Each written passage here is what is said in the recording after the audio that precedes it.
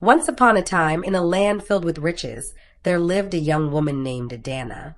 She was the only daughter of a billionaire, Chief Okery, a man whose wealth stretched across cities, rivers, and lands. But even though her father was the richest man in town, Adana's beauty and kind heart were greater than any gold. Her smile could light up a room, and her gentle words made even the saddest people feel comforted. Everywhere she went, people whispered, "That is Adana, the jewel of the Okery family." But with beauty comes attention. Soon, two young men came into her life. Both wanted her hand in marriage. Both were bold, handsome, and very charming. The first was Chaik, the son of a powerful businessman. He was tall, confident, and dressed like a prince. He spoke with sweet words and promised her the world. The second was Emeka, a brilliant lawyer known for his sharp mind and elegant ways. He could win any argument and often made Adana laugh with his clever jokes. Both men loved Adana, and both wanted to marry her. The problem? Neither was willing to step aside for the other. They fought secretly for her heart, and soon the battle became fierce. At first, Adana thought it was a blessing to have two men who loved her. But as weeks passed, it became a burden. Her phone rang day and night with their calls. They sent her expensive gifts, wrote her long letters, and even followed her around. Her friends noticed and grew jealous. Some of them pretended to care, but in truth, they only wanted to gain something from the situation. When Chaik slipped money into the purse of one of her friends, that friend began whispering to Adana, "Chaik is the better man. Look at his wealth. Look at his style." When Emeka secretly bought jewelry for another friend, she came rushing to Adana, saying, "Ignore Chaik. Emeka is the one who truly loves you." A lawyer's mind never fails. Adana was confused. She thought her friends would guide her with honesty, but they had been bought with bribes. They were no longer helping her. They were pushing her into deeper confusion. Months passed. Adana could not sleep. Every time she closed her eyes, she saw Chaik on one side and Emeka on the other, both stretching their hands to her. Her heart ached. She wondered, do they love me for who I am, or do they love me for my father's wealth? Her life felt heavy. The two men were not patient. They began to grow aggressive. Chaik would show up at her house, demanding answers. Emeka would follow her car, refusing to leave her alone. Adana sat in her golden room one night and cried. What kind of love is this? Love should make the heart calm, not troubled. Love should bring joy, not fear. But she had no answers.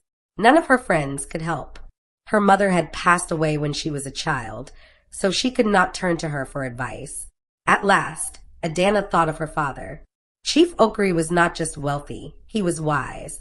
People often came to him for counsel, and he always gave them words that led to peace. The next morning, Adana dressed simply and went to his study. He was sitting by a large window, reading a newspaper. "Papa," she said softly. He looked up, lowered his glasses, and smiled. "My jewel, why do your eyes look swollen? Have you been crying?" Adana knelt beside him and poured out her heart. She told him of Chaik and Emeka, their charms, their demands, and her friend's betrayal. She told him of her sleepless nights and her heavy heart. When she finished, tears rolled down her cheeks. "Papa, I don't know who truly loves me. I don't know who will stand by me for life. Please help me." Chief Okery placed his hand gently on her head. He sighed deeply, then said, "My daughter, love is not proved by gifts, sweet words, or wealth. Love is proved by sacrifice. A man who cannot give up something for you does not truly love you." Adana wiped her tears. "How can I know, Papa? Both men speak of love. Both claim they would do anything for me. But I cannot see their hearts." Her father leaned back in his chair and thought for a long time. Then his eyes shone with wisdom. "Bring them to me. I will test them. Only then will their true hearts be revealed." Adana's eyes widened. "Test them? How, Papa?" He lowered his voice. "We will pretend that you are very sick. We will say you have kidney failure. If either man is willing to give you his kidney to save your life, then we shall know who truly loves you." Adana gasped. "Papa, that is a dangerous thing to ask." Her father smiled. "My jewel, no doctor will cut anyone open. It will only be a test. If they agree, the doctors will tell them they are a match. But their true response will reveal all. Adana sat still, thinking.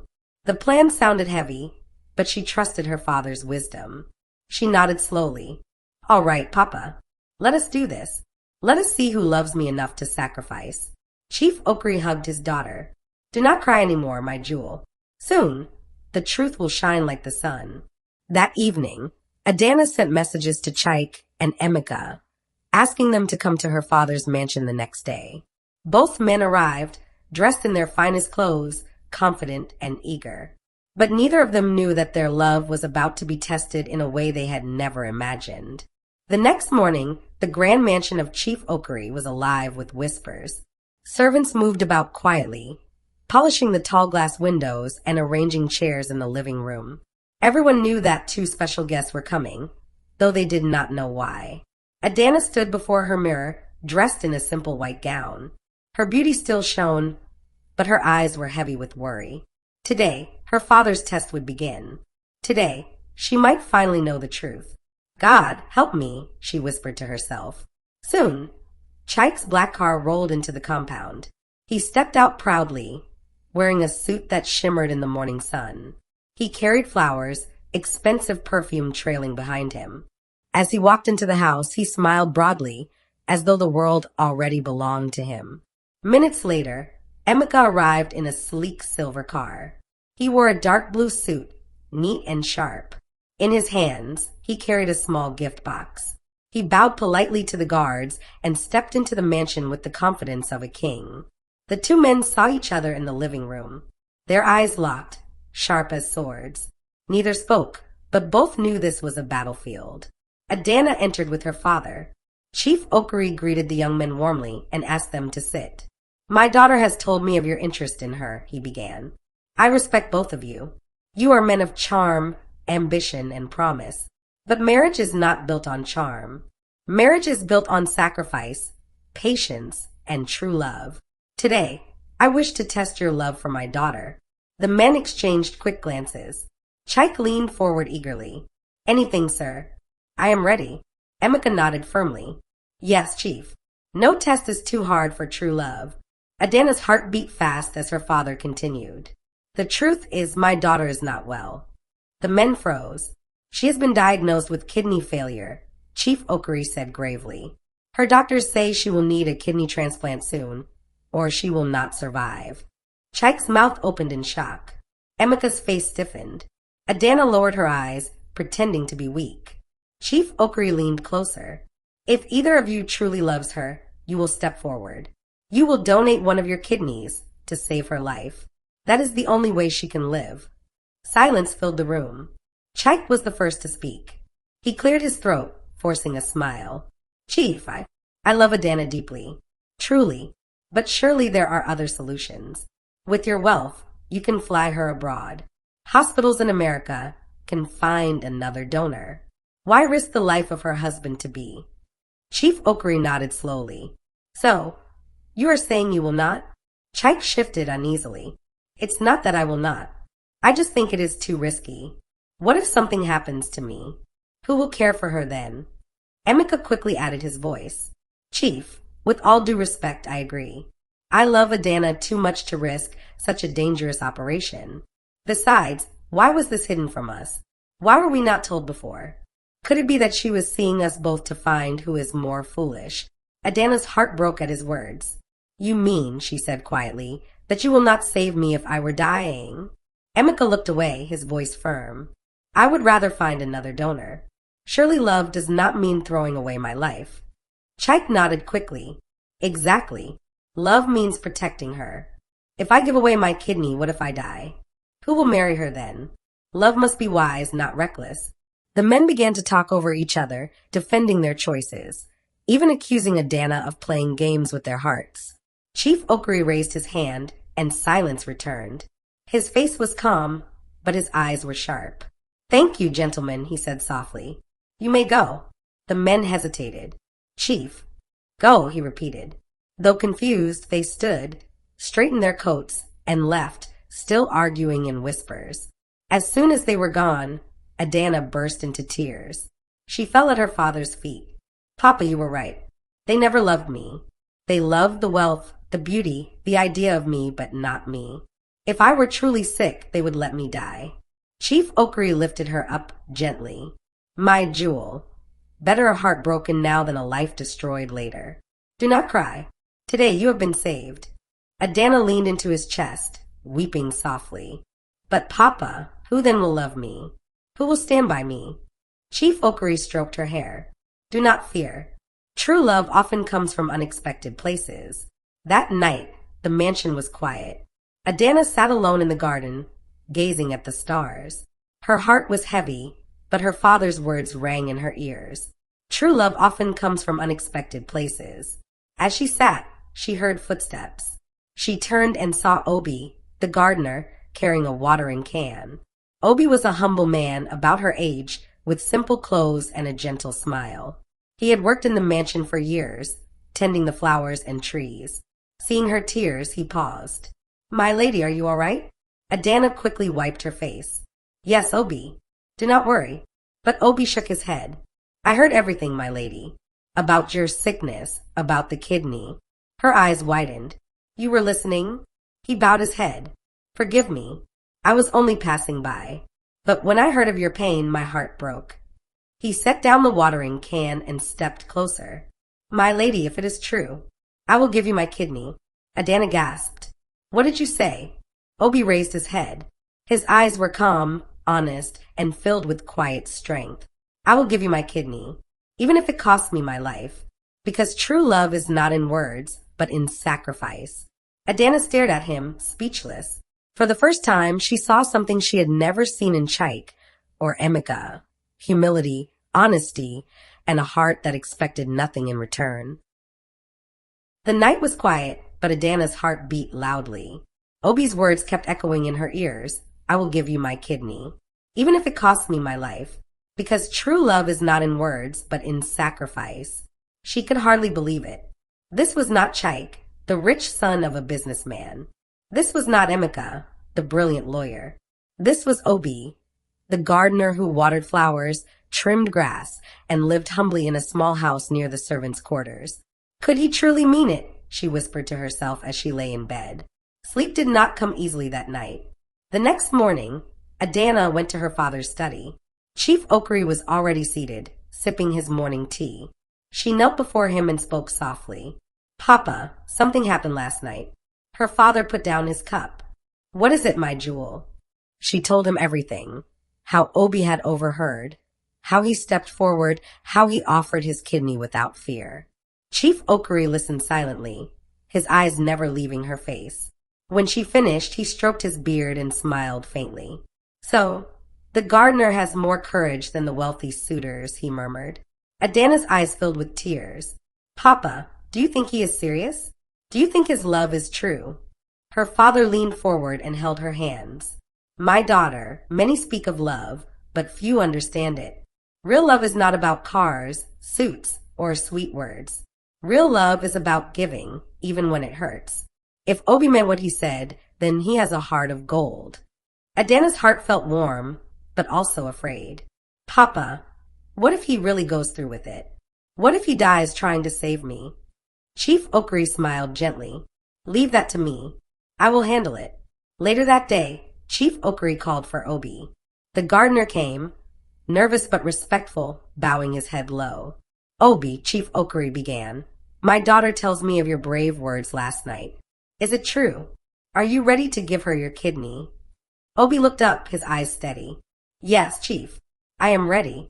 I have nothing in this world to give her. No mansion, no riches, no power. But I have my life. And if it will save her, I will give part of it. Adana's heart skipped a beat. Chief Oakry nodded slowly. Do you understand the danger? You may grow weak. You may suffer pain. You may even lose your life. I understand, Obi said firmly. But love without sacrifice is empty. I cannot watch her die when I can help her live. Tears rolled down Adana's cheeks. Chief Oakry called the family doctor, Dr. Mensah, who was also his old friend. In a quiet room, he explained everything. Doctor, this is still a test. My daughter is not sick. But I want to see if this young man's heart is true. If he agrees, you will pretend to prepare for surgery. At the right time, I will tell him the truth. But Chief Okari paused, his eyes softening. I also know this boy has been suffering from chest pains for years. If you can help him, do so. Dr. Mensah nodded. I understand. We will examine him carefully. He may think we are removing a kidney, but we will instead treat his illness. And so the plan was set. The following week, the mansion was filled with tension. Servants whispered to one another. Some said Adana was dying. Others said her father had found a secret donor. None knew the full truth. Chaik and Emeka, who had heard nothing since their dismissal, sent angry messages. Why won't she call? Has she chosen him over me? What game is she playing? But Adana did not reply. She was done with empty words. Meanwhile, Obi prepared himself. He had no fear. In his small room, he prayed quietly. God, keep me strong. Let me give what I have, even if it is little. On the morning of the operation, Adana went to see him. He was dressed in simple hospital clothes, ready to be taken to the theater. Obi, she whispered, her eyes red from crying. Are you sure about this? You don't have to do it. Obi smiled gently. My lady, a flower does not ask for thanks when it gives its fragrance. It just gives because that is its nature. Let me give. If I live for you. If I die knowing I love truly. Adana burst into tears and held his hand tightly. For the first time, she felt safe, truly safe, in someone's love. Inside the theater, Dr. Mensah and his team worked. Hours passed. At last, Obi was wheeled out, alive and breathing steadily. He was weak, but his face was calm. Adana rushed to his side. Obi, are you all right? He nodded faintly. Yes, my lady, are you safe now? She bent over him, crying softly. I was never sick, Obi. It was a test of love. And you passed. Obi's eyes widened in surprise. A test. Chief Okari entered the room then, smiling warmly. Yes, my boy. It was all a plan. But do not be afraid. While you were asleep, the doctor treated your chest illness. You will now live stronger than before. Obi gasped. He touched his chest, as if feeling new life inside. So, I did not lose a kidney. No, the doctor said kindly. Instead, you gained your health back. Adana fell to her knees beside him. Obi, you gave me more than your kidney. You gave me your heart. You gave me true love. And now I know it is you I will marry. The mansion shook with surprise when the news spread. The daughter of a billionaire choosing the gardener. Some laughed, some mocked, but others said this is true love. As for Chaik and Emeka, when they heard the story, shame filled their hearts. They had failed the test, and their pride was broken. But for Adana and Obi, a new journey had begun. A journey of love that no riches could buy. The sun rose bright over Chief Okari's mansion, but inside, hearts were heavy with both joy and shock. The story of the gardener who offered his life for Adana had begun to spread across the town like fire in dry grass. In the markets, women whispered, "Have you heard? The billionaire's daughter was sick, and her gardener offered her his kidney." Men at the barber shops shook their heads. And the rich suitors? They refused. What a shame. By the next day, even Chaik and Emeka had heard. At first, they did not believe it. Chaik laughed bitterly. Impossible. How can a gardener win the heart of a princess? Lies. Emeka smirked. This is clearly her father's trick. He wants to push us away and shame us. But I will not let him ruin my name.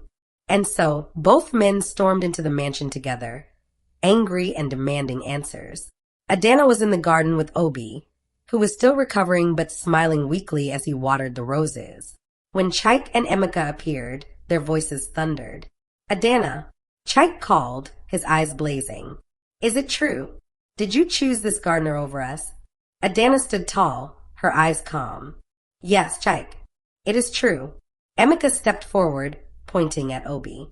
This man is nothing but a servant. He trims your flowers. He cleans the dirt from your father's shoes. And you dare choose him over us? Obi lowered his eyes humbly, saying nothing. Adana's voice was steady. He may be a servant, but his love is greater than your pride. When I was dying, you both refused to help me.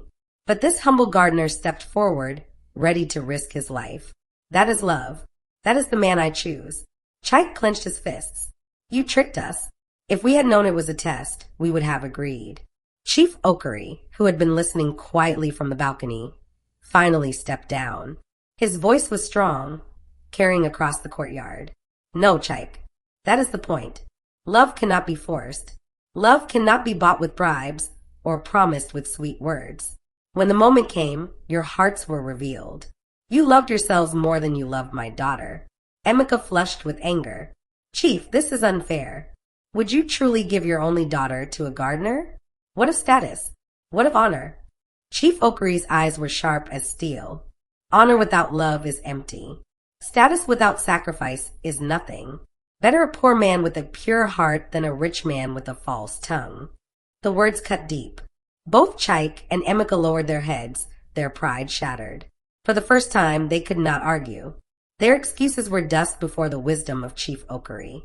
Adana turned to them, her eyes filled with tears, not of sorrow but of strength. You both claimed to love me, but when the test came, you ran. You cared for your lives more than mine. That is not love. That is fear. She placed her hand gently on Obi's shoulder. This man gave without asking. He offered his life for me. That is love. And I will marry him. The garden fell silent. Chike shook his head in disbelief. Emeka sighed and muttered under his breath. Without another word, both men turned and left, their footsteps heavy with shame. That evening, the mansion gathered for a family meeting. Relatives, servants, and close friends filled the large hall, curious to hear the final decision. Chief Okery stood at the head of the table, his daughter by his side. Obi, dressed in clean but simple clothes, sat humbly behind them. My people, Chief Okery began, you all know of the trouble that has surrounded my daughter's hand in marriage. 2 men, strong and wealthy, came seeking her. But when I tested their love, they failed. They loved themselves more than they loved her. He paused, letting the whispers die down. Then he placed his hand on Obi's shoulder. But this man, this gardener, this humble soul, showed us what true love means. Without riches, without promises, he offered his life to save her. That is the man worthy of my daughter's hand. Gasps filled the hall. Some were shocked, others smiled with joy. One aunt whispered, a gardener? Impossible.